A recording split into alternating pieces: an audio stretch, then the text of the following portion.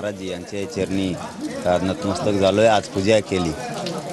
देवाकडे एवढंच मागितलं फक्त की पाऊस भरपूर पडू द्या, शेतकरी या राज्यातली जनता सुखी होऊ द्या, एवढीच एक मागणी केली। शक्ती बळ द्या, आशीर्वाद पाठबळ मिळाले। आशीर्वाद नारायणगडाचा पाठीशी आज गुरु महंत शिवाजी बाबाजी यांनी माझ्या हस्ते महापूजा ठेवली होती। आज खूप धन्य वाटायला लागलं। आज खूप मोठा जीव झाला आहे आणि खूप आशीर्वाद पण मिळाला। इथून पुढे जनतेसाठी मी लढणार आहे।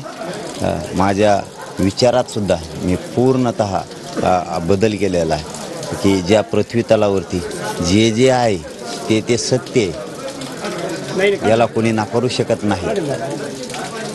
मराठा आरक्षणाच्या भावनेचा आज चंद्रपूरमध्ये मुख्यमंत्र्यांच्या हस्ते काय होतंय? मराठा समाजाच्या भावनेचा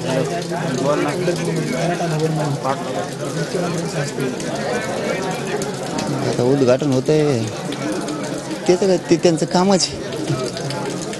आरक्षणाचं उद्घाटन व्हायला पाहिजे। ते काय समाजाला नादी लावायचा खेळ थोडा आहे। हे केलं ते केलं, पण ते कर्तव्यच आहे, ते करतायत। मराठ्यांना आरक्षण पाहिजे हा विषय आमच्यासाठी महत्त्वाचा आहे आणि शिंदेसाहेब देतील मराठ्यांना आरक्षण।